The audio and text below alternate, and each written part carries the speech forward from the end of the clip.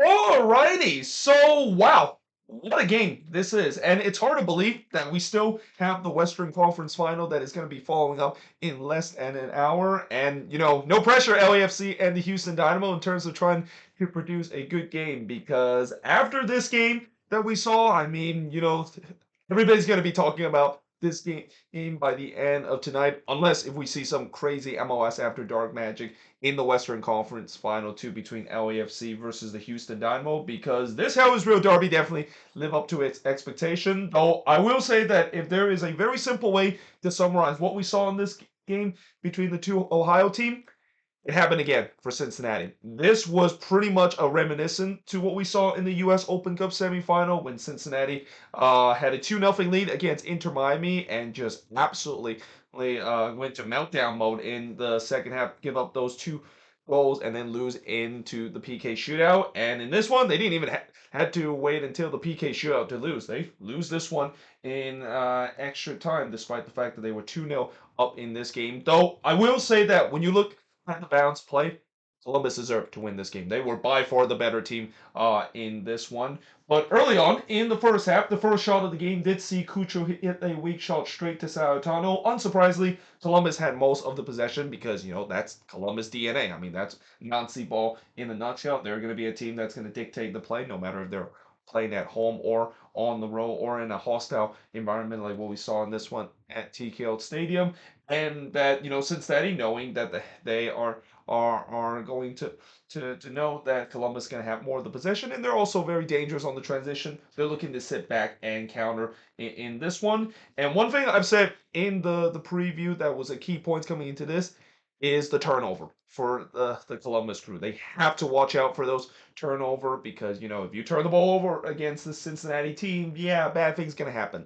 Looks like they didn't listen to that memo because in the 13th minute, Brendan Vasquez would score the opening goal from Bupenza to give Cincinnati a 1-0 lead, and it came over the turnover from Columbus. It came over a bad turnover from Mo Farsi. Cincinnati was going the other way, and they were rightfully punished because of that. So, yeah, that gives Cincinnati a 1-0 lead. TKO Stadium was just rocking up to that point. I mean, it was already rocking before the game, but it was rocking. It was definitely after that goal was scored. And it could have been 2-0 if it wasn't for Schulte denying Barria on the curler, while Powell on the other end cleared Cucho shot off the line. I was about to wrote that it seems like Columbus was already putting the sword because Cincinnati, they're basically riding the momentum and trying to make it 2-0. But it was almost high if it wasn't for Alves Powell with a heroic last ditch clearance off the line from Lucho Hernandez, but I thought Columbus has responded well, and that was key because you could have easily see them rattle because of how the momentum was against them, and that TQL crowd was definitely against them of how rockless it was, and they continued to play the Nazi ball. They continued to high press, winning the ball high up the pitch, and continued to put some pressure. Though Bupenza did try to chip the keeper from the halfway line. We saw a lot of this season. Didn't work out this time though. He puts it way high there into the Bailey and maybe even into Northern Kentucky. There was then a shout for a penalty for Columbus that was not given. And then in the 32nd minute, Cucho had a shot that was deflected and goes wide. And again, Columbus, they had all the momentum in terms of the possession. The question is, can they break down this rigid Cincy back line, which up to that point was really decent. Though Salatano did deny Cucho from close range, the shots were now 10-3 in favor of Columbus. So Cincinnati was kind of getting pinned deep in this one. Columbus was having all of the possession. And then Rossi would hit it right to Salatano as the flag went up as the ball went out. But before that, Rossi was not happy. And the reason why he was not happy was because he felt like he was brought down in the box, but the referee says play on. I think that's the right call. I think Rossi went down on the ground way too easily there. And speaking of refereeing decision, this is where we get the controversy of this game because as great as this game is, there's definitely some controversy in this one. And while this might be forgotten because of Columbus winning this one, this is still going to be a big talking point because in the second minute of stoppage time, really completely against the run of play. Lucio Acosta would score from Barrio to make it 2-0 in favor of Cincinnati. That came out of a set piece, but was it actually a set piece against Columbus in the first place? Because it definitely looked like as Brendan Vasquez was going, he kind of tripped himself there. Well, he wasn't really in on goal, but he had some daylight in front of him. It definitely looked like he tripped himself rather than one of the Columbus player fouled him there. And I look at it multiple time. I mean, you could argue that maybe there was some slight contact, but it definitely looked more like Vasquez had his legs tangled himself and that he went down. But referee didn't see it that way. They gave that as a free kick. Obviously, Columbus fans were not happy about that. In fact, at this point, I guarantee a lot of Columbus fans are saying that the referee is against us. And here we go again with some ref ball that is going on in the MLS playoffs and some VAR BS that we have seen in the playoffs. But as much as I know Columbus fan will not be happy with that moment, they also should not be happy in terms of how they defend the set piece. I mean, that one was taken short. When you see a team that is taking short in terms of free kick, you got to go out and charge toward the guy that took that pass short, because if you don't do that, he's gonna have free range to shoot there, and you probably shouldn't let Lucho Acosta, who is the MVP of this season, have free range to shoot from outside the box, because he's going to put that into the back of the net most of the time, and he did. So yeah, that made it the 2-0 in this one. Great goal from Acosta, but just poor defending and just poor closing down for Columbus that just completely fell asleep when the ball was played short. So yeah, it was a 2-0 lead for Cincinnati, despite the fact that Columbus had the better moments in the first half. And in the second half, Columbus back on the front foot. They were looking to try to get one back, but in the 51st minute, Schulte would rob Bupenza from close range. I mean, Patrick Schulte again coming big in this game. I can't tell you how in this playoffs he's been an absolute monster. And for a guy that was completely unknown in the beginning of the season, he has definitely risen up to the occasion. And that also came off of a transition, which is kind of what Cincinnati will do for the rest of this half. They know that they're gonna try to sit deep and trying to hit Columbus on the transition, because Columbus is basically throwing every man for him. Like they had to do it, considering the fact that they're 2-0 down. They just got to commit more man forward, and it's basically the Nazi way to see the team continue to push man forward and hope to get one back. Bupenza then blasted high from close in the 58th minute, and despite the fact that I thought Columbus was still controlling this game, the final ball and finishing was a problem for them. They definitely created some decent chances in the first half with those possession, not so much in the second half. So as I said that, Cucho would blast one into the stands in the 63rd minute, and Bupenza looked like he made it 3-0, but unfortunately the flag did not agree with him. I mean, he was pretty much offside. He was trying to dribble into his own net, but I think everybody in the stadium knows that was offside.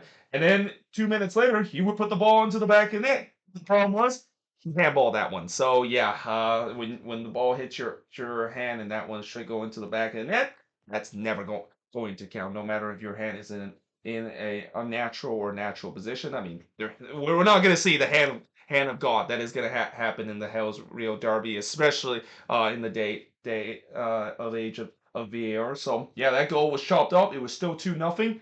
Those two disallowed goal would be huge coming into this game, because as I said, yes, Cincinnati has that 2-0 lead, but if Columbus can get one back, now all of a sudden they can have a chance. So at that point, I also thought that Columbus needs to get this next goal soon, because the longer they wait for this next goal, the more likely they can get killed on the transition, because they've just committed so many man forward. Like every time when Cincinnati can go on the transition, there's really not much space for them to cut the ball out, because they throw so many men forward. And that's exactly what happened, because in the 75th minute, it's actually Alvis Powell that scored the own goal there. Originally, I think it was Ramirez, the one that was given the goal, but when you look on the replay, it is pretty clear when that ball comes into the box, Alvis Powell basically put it into his own net. And guess who crossed that ball into the box? Yeah, it's Julian Gresso, a guy that I think this is gonna be. If Columbus would have lost this game, I would have said that probably might be one of the biggest criticism for Wilfred Nancy. The fact that there's been debate whether it should be Gresso or Farsi to play in this one. He decided to go with Mo Farsi in this one, because he has that ability to take defender one-on-one. But I think at the end of the day, I feel like he should have just gone with Julian Gresso. I mean, Gresso is a big big game player, and he has shown it. And it should be no surprise that when he came on for Mofas, see, he was much better in terms of the attack compared to Farsi, and also those crosses coming into the box. He's the best crosser in the league, in my opinion, and it's not a surprise that that one it uh goes in with Columbus now getting one back, and you just kind of sense that now the momentum was with Columbus. And again, Cincinnati, they had their chances to really put this game to bed, had a chances to get that third goal. Is it going to come back to haunt them? Oh boy, you better believe it definitely come back to haunt them. And you can also feel it inside TKO Stadium because there is a very nervy energy inside the 26,000 plus at TKO Stadium because they've seen this story before. They've seen this story in the U.S. Open Cup semifinal when they were 2-0 up against Inter Miami, and then they basically hit the self-destruction button in the last 15 minutes of the game, and it happened again because after Rossi heads it wide from close range, he would score in the 86th minute to tie the game up at two apiece, and TKO Stadium was just in stunned silence except for the away section. I gotta say, when that goal was scored, you can definitely hear a lot of loud noises, and a lot of that has to do with the numerous Columbus fans that actually made it to the crowd. And even though I would say that it was 90% Cincinnati fans, there were definitely some yellow in the crowd, and I'm pretty sure they were absolutely euphoria when that goal went into the back of net. But you just kind of had a sense that when that go into the back of the net, not only TKO Stadium is in stunned silence, Cincinnati fans are thinking, "Oh, here we go again. We've seen this story before. We have seen this meltdown before in the U.S. Open Cup. Is it going to be happening again in this Eastern Conference Final too?" In the 89th minute, Amundsen would had a shot that was deflected and goes wide. And right now, I just feel like Cincinnati is walking on a very tight rope because momentum was clearly with Columbus. They're actually now pressing to try to win this one in regulation. They weren't able to do so, but we do head to the end of regulation with this game tied up at two apiece. So we go to extra time, and in extra time, Columbus continued to dominate possession. Cincinnati was looking for those transitional moments, but unfortunately, they weren't able to do so because a lot of that was because they keep turning the ball over in their own half. Just cannot quite break that Columbus press, and also it doesn't help the fact that, as I'll mention in a bit, some of their attackers were clearly suffering from cramp, and most notably Lucho Costa was not even walking heading into extra time, and that's maybe going to be one thing that I think Pat Nolan is going to have an answer for of why exactly he decided not to sub Lucho Acosta in this one. I mean, I get it. Yes, you want to have your captain and you want to have your MVP to take the penalty, but on the other hand, you're basically just nursing him to a PK shootout, and it's pretty much Cincinnati was just playing with 10 men. So that's going to be one thing that Pat Nolan is going to be criticized and maybe questioned in this one. But also, I would say that there's going to be a lot of question with Pat Nolan decided to kind of bunker deep and just hoped on to win this one 2-0 because as the story of this season, and I said many times this year, you can't just simply decide to shut up shop and bunker and just pray that you can hold on to a lead, and especially not what we've seen with Cincinnati and how they try to do the same thing against Inter Miami didn't work whatsoever, and at this point it looked like it was going to come back to bite them again. But in the 100 minute, Amundsen would miss an absolute sitter on the volley. Yes, I know this was hard to control from Malte Amundsen, but that's one that he would want to have back. But there was no doubt that Cincinnati was playing for penalty. Like you can see, this team was just holding on for dear life. You can even see that with Lucho Acosta, that pretty much just summarized Cincinnati right now. He was clearly cramped up. He just could not move whatsoever. And fortunately for Cincinnati, they do head to the halftime of extra time, still up tying up at two apiece. So we go to the second half of extra time, and in the 108th minute, Salentano would deny Ramirez on the volley. The shots were now 25-10 in favor of Columbus. But in the 26th shot of this game, Columbus takes the lead. And guess who? It's that guy again. He scored the opener of the goal in extra time against Orlando City. And he did it again in this one, scoring the crucial goal in extra time. It's Christian Ramirez scoring from Cucho and Molino to make it 3-2 in favor of Columbus. I'm not gonna lie, I actually celebrated when that goal went in because you know how I feel about Christian Ramirez as a Minnesota United fan. I as much as I know it was kind of disappointing how his time ended with Minnesota, and especially I will never forget how the front office decided to do dirty on him. He's going to still remain to be a fan favorite and in the Loons fan base. And yeah, that was kind of bittersweet to see him once again scoring another crucial goal, and especially seeing Kevin Molino get on the assist chart too. I mean, there's one thing I know about Kevin Molino. As bad as he has been this season, he's a guy that can show up in big games. I mean, just watch what he did with Reynoso during that 2020 MLS Cup, or well, not MLS Cup, but that playoff run that Minnesota has that gone all the way to the Western Conference Final. After that, I won't mention exactly what happened in that game, though. I will say that it felt like that game is almost a similar mirror to what we saw in this game that Cincinnati did to the Columbus Crew, because yeah. An absolute meltdown for Cincinnati for the second time this season in a semifinal game like this, up to nothing, only to blow it in the final 15-minute and lose 3-2 in this one, as Columbus is going back to MLS Cup and once again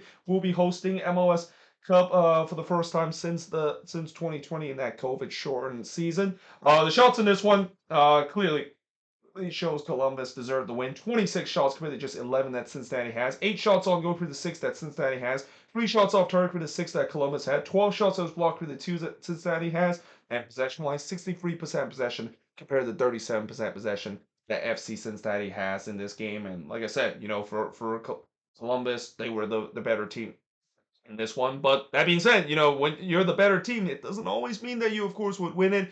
But at the same time, for Cincinnati, again, just you can't just simply hold on for dear life and expect you to move on into the next round, and especially with the way that Columbus was just putting so much pressure on them. I mean, I think everybody kind of saw this coming eventually, that Cincinnati defense was going to crack, and knowing that it's not really a strong Cincinnati defense, it's a makeshift Cincinnati defense too, you knew that defense is gonna crack with the way that they were just kind of holding on for dear life. And really, I think you can safe to say that their fate was pretty much sealed. Not when Ramirez scored that third goal, but when Diego Rossi scored that equalizer. I think when Diego Rossi scored that equalizer in the 86th minute, everybody inside TKO Stadium know that Cincinnati was in deep trouble, and that they look like the meltdown has happened again, and it's going to complete again similar to what we saw in the game against Inter Miami in the U.S. Open Cup semifinal.